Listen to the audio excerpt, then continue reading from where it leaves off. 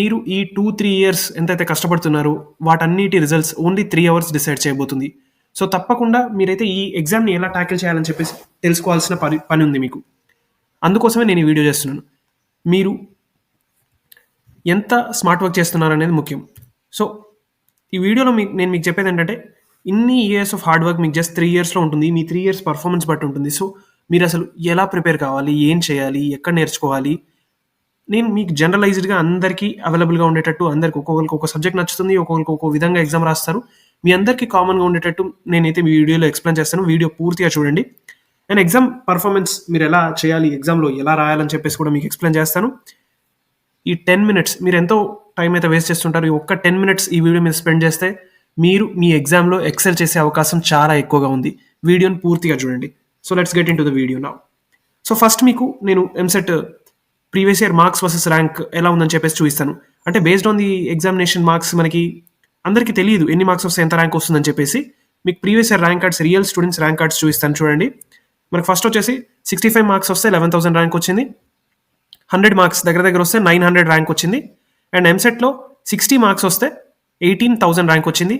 40 marks వస్తే 1,48,000 rank వచ్చింది.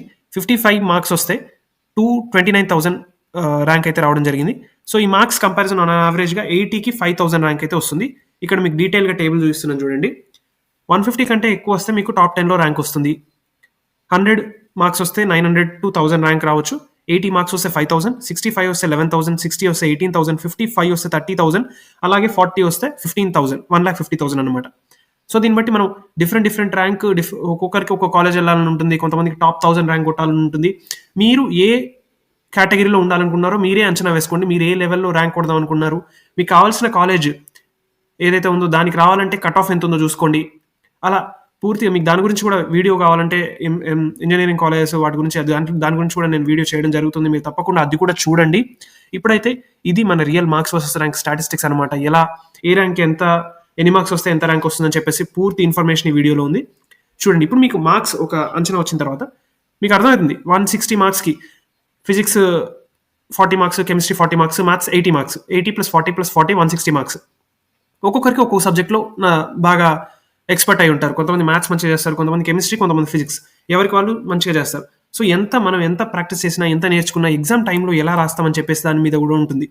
So, మీరు ఒకవేళ ఎగ్జామ్ దగ్గరికి వస్తున్నాయి, మీకు చాలా టాపిక్స్ ఇంకా క్లియర్గా అర్థం కావట్లేవు. ఇంకా కొన్ని టాపిక్స్ ఉంటాయి, టఫెస్ట్ టాపిక్స్ అనమాట.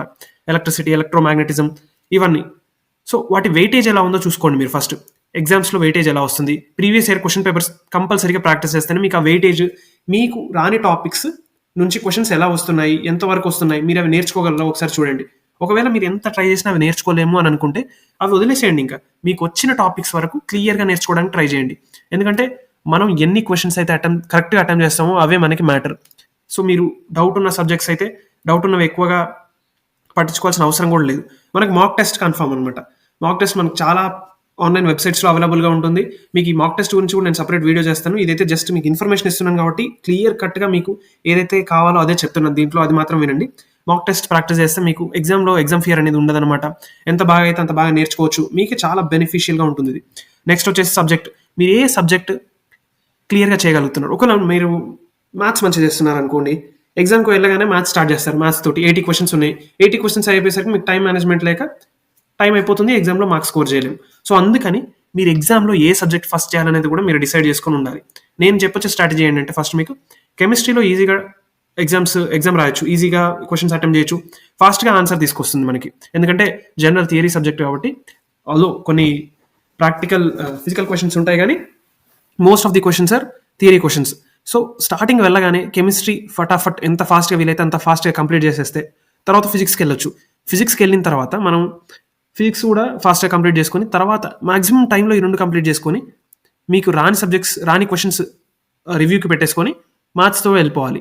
మ్యాథ్స్ మీరు లాస్ట్ టైం మొత్తం కేటాయించి పూర్తిగా రాయాలన్నమాట. చాలా ఎనర్జెటిక్గా ఉండాలి. మ్యాథ్స్ అంటే మనకి ఫార్ములాస్ అన్ని గుర్తుండాలి. సో, ఫార్ములాస్ రివైజ్ చేసుకోవడం కూడా చాలా ఇంపార్టెంట్. టైం మేనేజ్మెంట్ ప్రతి సబ్జెక్ట్కి కరెక్ట్గా ఇచ్చి ఈచ్ సెక్షన్, అంటే మ్యాథ్స్కి ఎంత టైం ఇస్తున్నారు, కెమిస్ట్రీకి, ఫిజిక్స్కి ఎంత టైం ఇస్తున్నారు చూసుకొని ఇస్తే మాత్రమే మీరు బాగా రాయగలుగుతారు. అది మాత్రం కంపల్సరీ ఇంపార్టెంట్ చూసుకోండి. తర్వాత మీకు వచ్చిన కాన్సెప్ట్స్నే మాస్టర్ కండి. అంటే మీకు ఇప్పుడు ఒక ఫిజిక్స్లో ఒక టాపిక్ ఉంది, అది మీకు అస్సలు రావట్లేదు. సో దాని మీద మీకు ఒకవేళ నేర్చుకోగలుగుతారు అని నమ్మకం ఉంటే తప్పకుండా నేర్చుకోండి. అట్లా వదిలేయమని అయితే నేను చెప్పట్లేను. సిలబస్ ఉన్నంత వరకు నేర్చుకోవడానికి ట్రై చేయండి. ఒకవేళ మీరు ఎంత ట్రై చేసినా రాలేదు ఆ సబ్జెక్ట్ అని మీకు అనిపిస్తున్నట్లయితే ఆ సబ్జెక్ట్ మీద మీరు ట్రై చేయడం వేస్ట్. మీకు ఉన్న కాన్సెప్ట్స్ని మంచిగా నేర్చుకోండి. అదే మీకు హెల్ప్ అవుతుంది. ఎక్యురసీ అండ్ స్పీడ్ ఉండాలి. అంటే ఇది మీరు మాక్ టెస్ట్ రాస్తున్న కొద్దీ, ఫార్ములాస్ అప్లై చేస్తున్న కొద్దీ మీకే స్పీడ్ పెరుగుతుంది అనమాట. తప్పకుండా మీరు మాక్ టెస్ట్ రాస్తేనే మీరు ఎంత మాక్ టెస్ట్ టైం పెట్టుకొని రావాలి. మనకి జస్ట్ క్యాజువల్గా క్వశ్చన్ పేపర్ తీసుకొని రాస్తున్నట్లు కాదు. మీరు ఒక టైం పెట్టుకొని ఎంతవరకు ఆ 3 అవర్స్ ఆ క్వశ్చన్ పేపర్ మొత్తం తీసుకొని 3 అవర్స్ సాల్వ్ చేస్తున్నామో లేదో చూసుకోవాలి. ఇదైతే కన్ఫర్మ్గా ఉంటుందన్నమాట. తర్వాత మనకి రివిజన్ షెడ్యూల్ కూడా చేసుకొని ఏ సబ్జెక్ట్ ఎన్ని రోజులు రివైజ్ చేసుకోవాలని చెప్పేసి పూర్తి డీటెయిల్స్ తీసుకొని మీరు కన్ఫర్మ్గా రివైజ్ చేసుకోవాల్సి ఉంటుంది. దాని తర్వాత ఎగ్జామ్ ఫియర్ నుంచి కూడా మీరు బయటకు వచ్చేయాలి. అంటే ఎగ్జామ్ కోసం భయపడడం వల్ల మనకి జరిగేది నష్టమే కానీ లాభం ఏం లేదు చెప్తున్నాను. అదే వినండి. ఎగ్జామ్లో టెన్షన్ అవుతారు, మీరు ఎగ్జామ్ కోసం భయపడి క్వశ్చన్ మిస్ చేస్తారు. సో దానికంటే అసలు భయపడకుండా ఏదైతే అదైందని చెప్పేసి ముందే ప్రాక్టీస్ మంచిగా చేసుకొని మంచిగా అన్ని రిఫర్ చేసుకున్నాం. ఆన్లైన్లో ఎన్నో రిసోర్సెస్ ఉన్నాయి, మనకి చాలా రిసోర్సెస్. అవన్నిటిని రిఫర్ చేసుకొని మీరు కన్ఫర్మ్గా రాస్తే మీకు అసలు ఎగ్జామ్ భయం అనేది పెట్టుకోని అవసరం లేదు. నెక్స్ట్ వచ్చేసి previous year question papers. So mostly అన్ని కాన్సెప్ట్స్ అయితే ఇంపార్టెంట్, కానీ ఎక్కువగా ఈజీ చాయిస్ ఫర్ స్టూడెంట్స్ అంటే previous year question paper solve చేయడం. ఈ previous year question paper solve చేయడం వల్ల ఏమవుతుందంటే మనకి ప్యాటర్న్ అర్థమవుతుంది. ఒక సబ్జెక్ట్ నుంచి ఇన్నే క్వశ్చన్స్ వస్తాయి ప్రతిసారి. అంటే ఇప్పుడు మనకి ఇంటిగ్రేషన్స్ అండ్ డిఫరెన్షియేషన్ ఉంటే 5 క్వశ్చన్స్ వస్తాయి మ్యాథ్స్లో దాని మీద.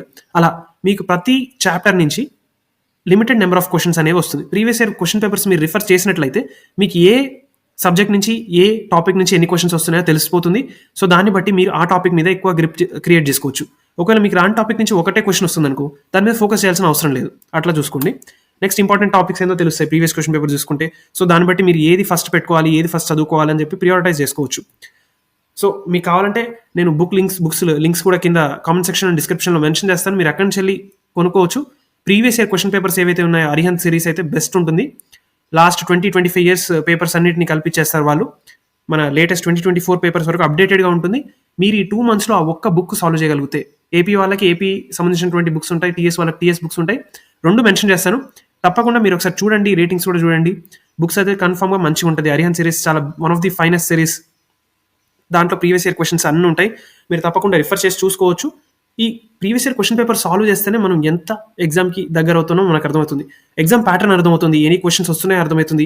దాన్ని బట్టి మీరు మీకు ఎగ్జామ్ రాసేటప్పుడు కూడా మీకు ఆ మూమెంట్కి ఈజీగా మీరు ఫ్లోలో వెళ్ళిపోతుంటారు. కాబట్టి మీకు అంత టెన్షన్ కూడా అవ్వదు. సో డెఫినెట్గా ఇవి కూడా చూసుకోవాలి. ప్రీవియస్ ఇయర్ క్వశ్చన్ పేపర్లో అరిహంత్ సిరీస్ చూసుకొని ఉంటే మనకైతే బెటర్గా ఉంటుంది. సో అది మనం చూసుకోవాల్సిన విషయం అనమాట.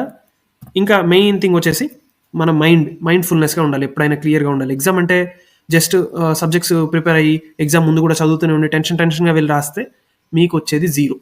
మీరు ఎగ్జామ్లో ఎంత ఫోకస్డ్గా, ఎంత మైండ్ఫుల్నెస్గా, ఎంత ప్రశాంతంగా ఉన్నారనేదే మ్యాటర్ అనమాట. సో మంచిగా నిద్రపోండి ఎగ్జామ్ ముందలో. ఇప్పుడు ఈ 1 month అయితే మీరు ఎంత కష్టపడ్డా ఏం లేదు, కానీ ఎగ్జామ్ రీచ్ అవుతున్న దగ్గర రోజుల్లో అయితే మీరు కన్ఫామ్గా హెల్త్ మెయింటైన్ చేయాల్సి ఉంటుంది. స్లీప్ వెల్, హెల్తీ డైట్, మంచి ఫుడ్ తినాల్సి ఉంటుంది. అండ్ కామ్ మైండ్నెస్, స్ట్రెస్ అవన్నీ అవాయిడ్ చేయండి. మీకు రాదు అన్న భయం వదిలేసి ఏం నేర్చుకోగలమో ట్రై చేసి దాని మీద ఫోకస్ చేయడానికి ట్రై చేయండి. అలా అయితే మీరు తప్పకుండా సక్సెస్ అవుతారని నాకు చాలా నమ్మకం ఉంది. ఇలాంటి ఇన్ఫర్మేటివ్ వీడియోస్ కోసం మన ఛానల్ సబ్స్క్రైబ్ చేసుకోండి. అలాగే ఈ వీడియోని మీ ఫ్రెండ్స్ కూడా షేర్ చేయండి. తప్పకుండా ఇంకా ఇన్ఫర్మేటివ్ వీడియోస్ అయితే మన ఛానల్లో ఎప్పుడు వస్తూనే ఉంటాయి. Subscribe, confirm and wait for our new videos. Thank you for watching.